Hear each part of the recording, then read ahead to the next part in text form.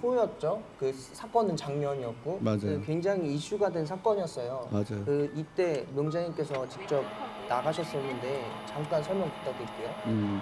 사실 저 강릉에서 급발진 사고가 났는데 사고 사례라 이런 영상이라 이런 것들이 조금 공학적으로 생각할 게 많다.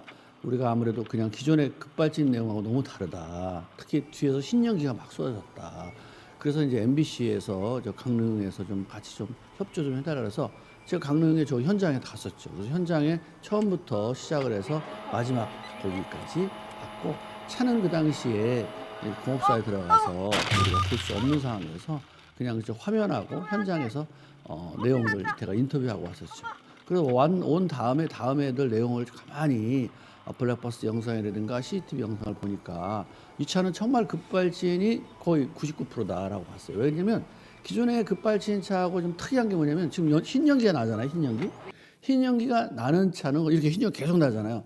흰연기가 난 거는 자동차에 이상이 있다는 건데 저 흰연기가 났다는 얘기는 엔진에 이상이 있다는 거죠. 그다음 그러니까 연료가 분사하는 것들이 다양하게 났는데 저렇게 흰연기가 계속 나온다는 건 연료만이 분사해서는 저렇게 흰연기가 나올 수가 없어요. 네네. 연료에 플러스 엔진 오일 같이 혼합된 거예요. 그래서 저렇게 흰연기 나는데 대부분의 흰연기 나더라도 잠깐 나고 말거든요. 근데 처음부터 시작을 해가지고 계속적으로 흰연기가 저렇게 나요.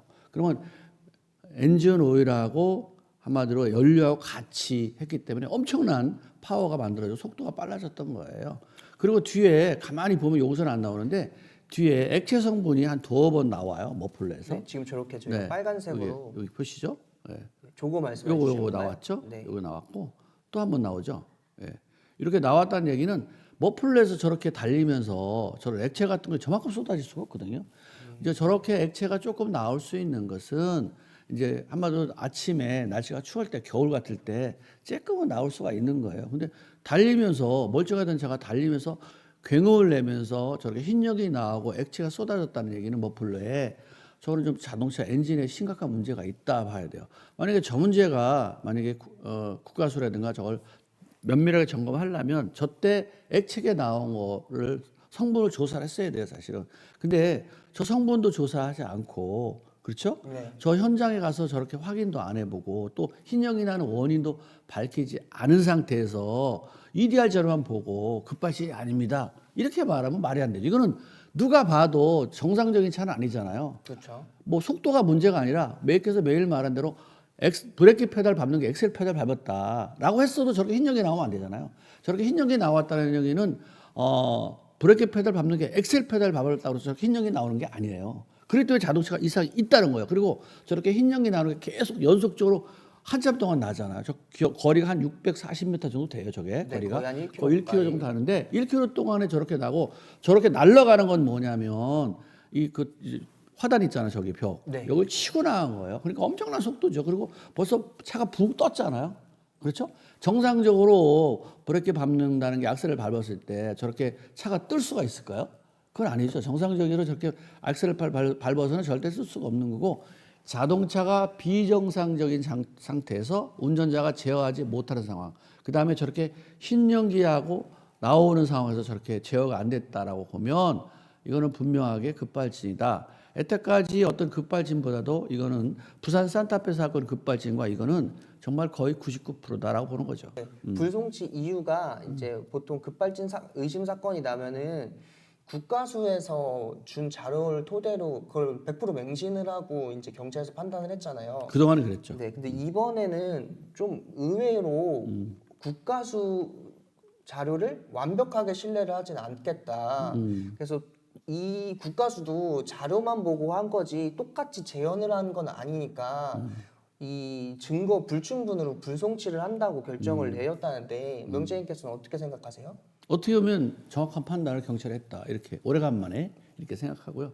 경찰 하시는 이거 볼 때도 저렇게 영상이 뚜렷하고 확실하고 또 거리도 짧은 거리도 아니고 만약에 브레이크 페달 밟는다는 게 엑셀 페달 밟았을 때 잠깐 밟는 거지 거의 1km를 달리면서 손자 싣고 도연아 소리 질러가면서 계속 엑셀 페달에 발을 올린 할머니가 누가 있겠어요. 그죠? 그렇게 됐고 또 하나는 뒤에서 흰연기가 나왔어요. 그다음에 이거 내용을 잘 보면 사진 보면 브레이크 페달 밟았다는 게 뒤에 제동등이 들어와요. 자세히 보면. 그렇기 때문에 이거는 여러 가지 브레이크 페달 밟는 거, 흰 연기가 나왔던 거, 그다음에 뒤에서 액체가 나왔던 거 봤을 때도 누가 봐도 경찰이 저거는 운전자의 잘못은 아닌 것 같다. 그리고 국가수에서 나왔던 그 EDR 자료 보고 뭐 운전자 과실이라고 했을 때 아무리 봐도 영상을 봤을 때 이 EDR 자료하고 맞지가 않는다.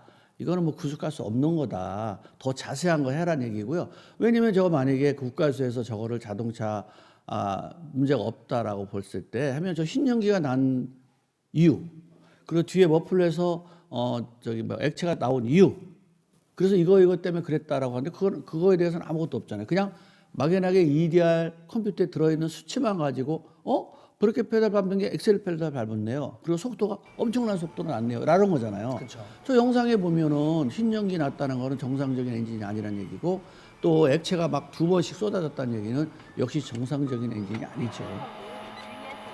근데 이게 이제 일각에서는 그런 의견도 있더라고요. 이게 브레이크 등이 사실 켜진 게 아니라 원래 저 티볼리 같은 경우에는 브레이크 등이 2개라고 하더라고요. 요 위쪽에도 켜져야지 브레이크 등이 켜진 거라는 의견도 있던데 그거는 어떻게 생각하세요?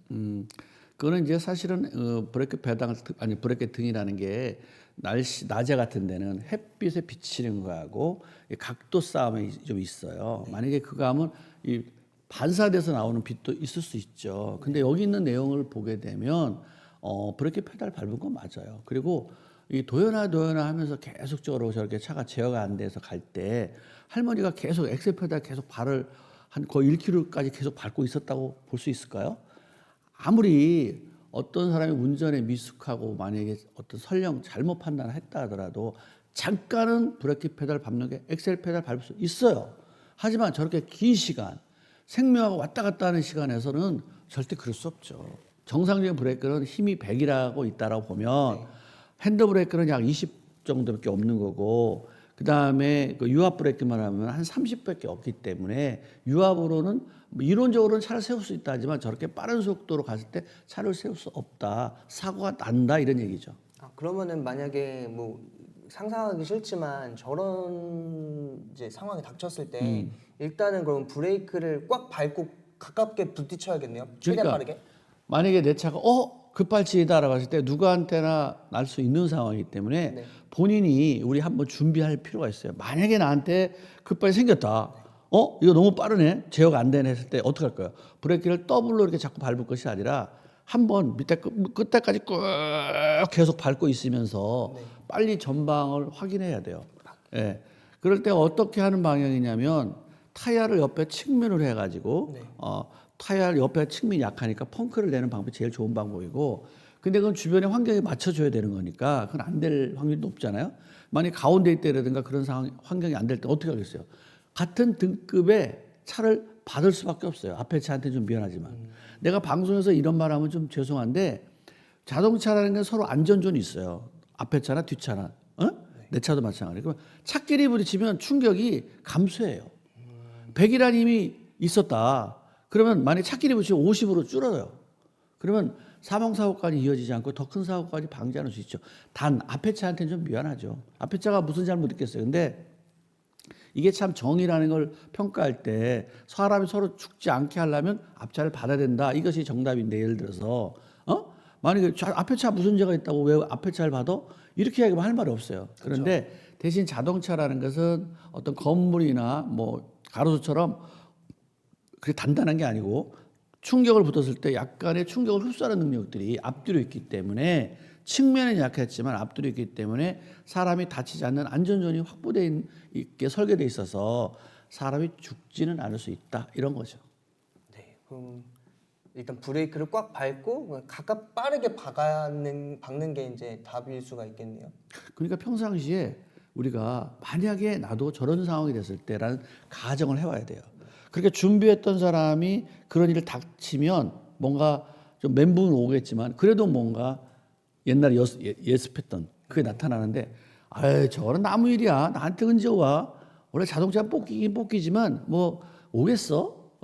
100만 분의 1이겠지라고 했던 사람한테 많이 왔을 때 아무 생각이 안 나는 거죠. 저런 상황이 되면 그냥 갑자기 멘붕 오는 거예요. 네. 어? 근데 머리 좋고 나쁘고 상황판은 좋고 나쁘를 떠난 거예요. 그냥 오 하다 끝나는 거예요. 그렇기 때문에 평상시에 저런 일이 워낙 빈번하게 발생되니까 뭐 예방 정비하는 것도 내가 옛날에 한번 가르쳐 줬죠. 우리 명장문서에서. 네. 그렇지만 이제 한 번쯤은 여행 연습.